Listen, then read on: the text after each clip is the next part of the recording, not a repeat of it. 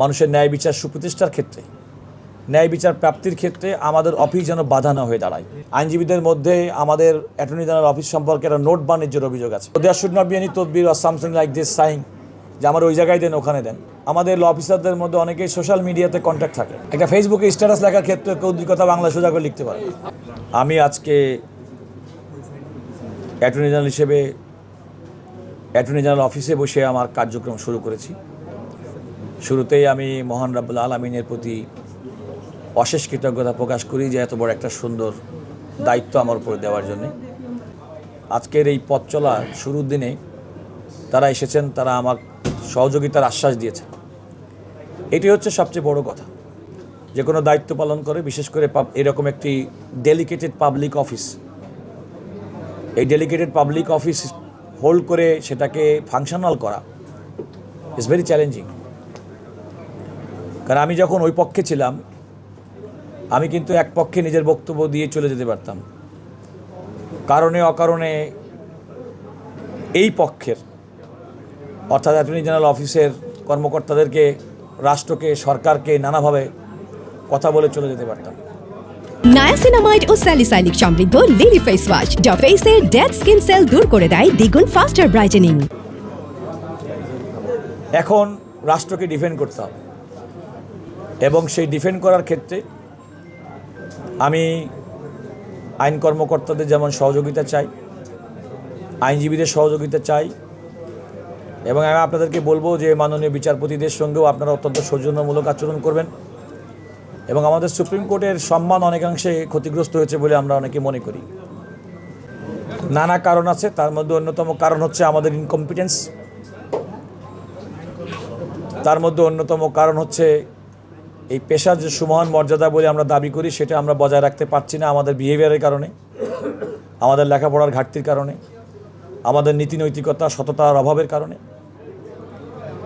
এগুলো আমাদের মাথার মধ্যে রাখতে হবে।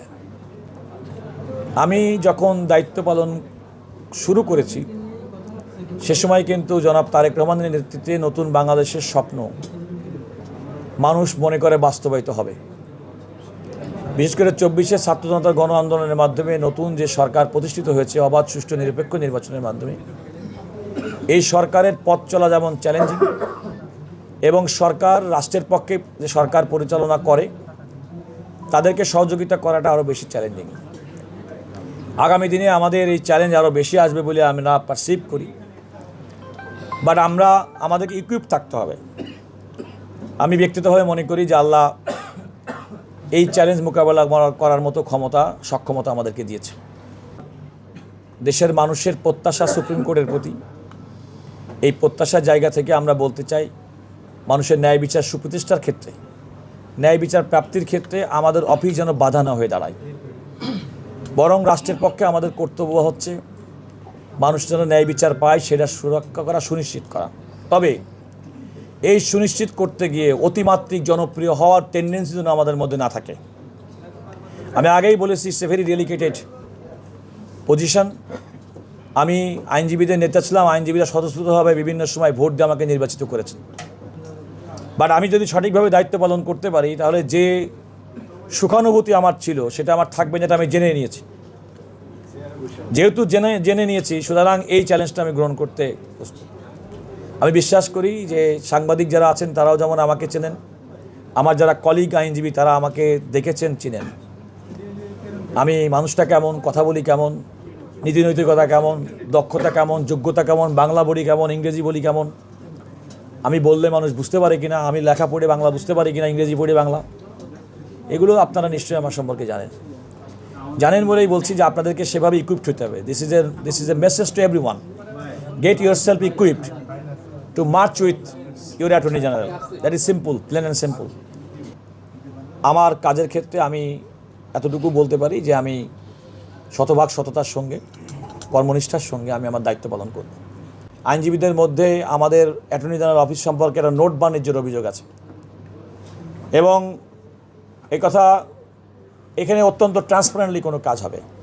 এখানে আমরা কোনো অবৈধ কোনো কাজ করছি না, আমরা রাষ্ট্রকে ডিফেন্ড করছি।